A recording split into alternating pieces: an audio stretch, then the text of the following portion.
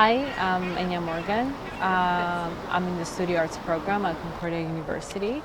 My research project, this is a very dear project to me. It explores my history, it explores my culture, it explores my roots.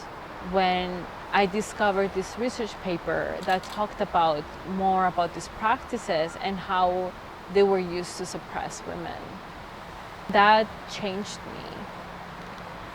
During the 18th and 19th century, the women around the age of 16, they will meet with the priest, their family will meet with the priest and choose a suitable partner.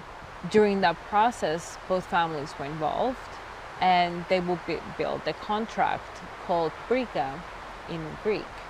Part of the homemaking identity was being able to weave.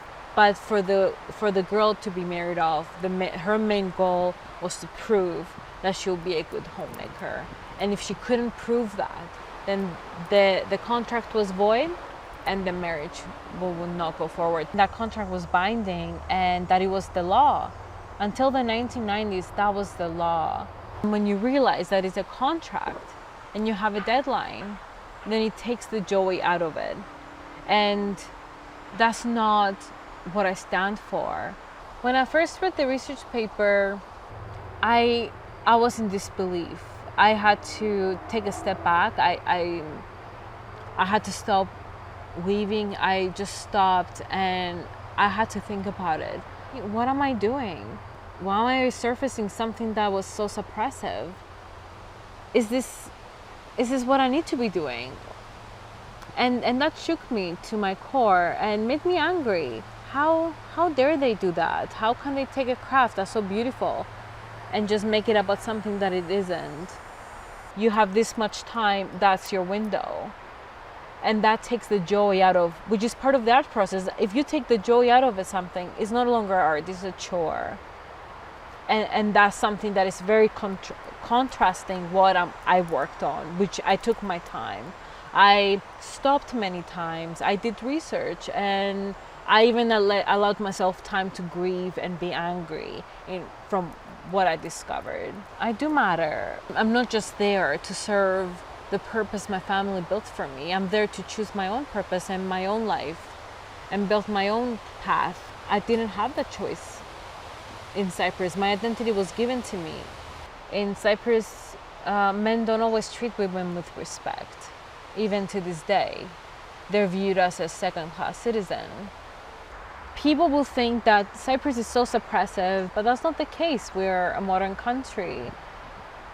But it's the subtle change, it's the subtle behaviors, it's the subtle looks, it's the subtle treatment of disrespect that stays with you and is more noticeable once you've been elsewhere, once you traveled.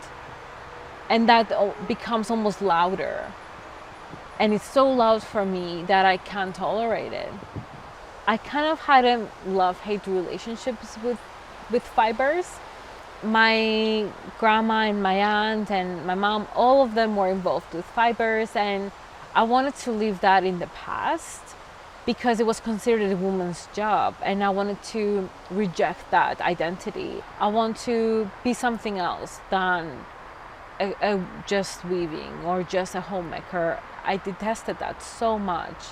And that's through this research project, I thought that would be a great opportunity to heal that. And to all the women that spend all the time at the loom, not as an artistic expression, but as a have to. I'm doing this because I want to, and I want to honor those that did it because they had to. But honestly, it resurfaced my love for the craft, my love for like the feeling of the fiber and the weaving and seeing the threads as you're switching them.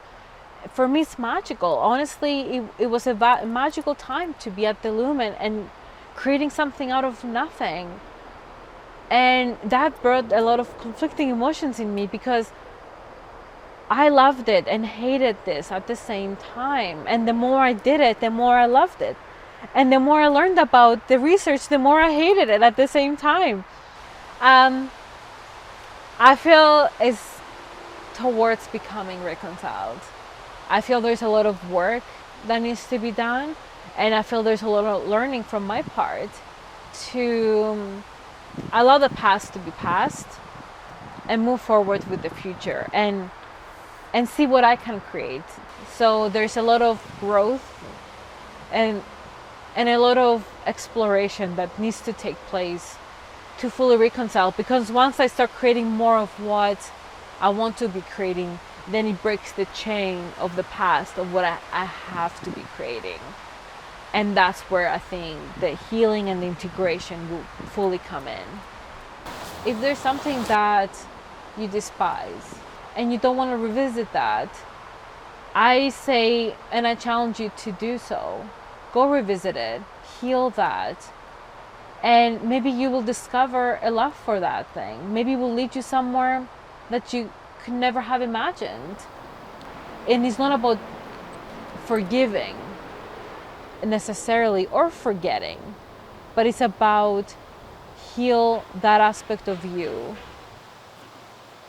I can't change the past, but I can rewrite the future. I can rewrite the future of this craft.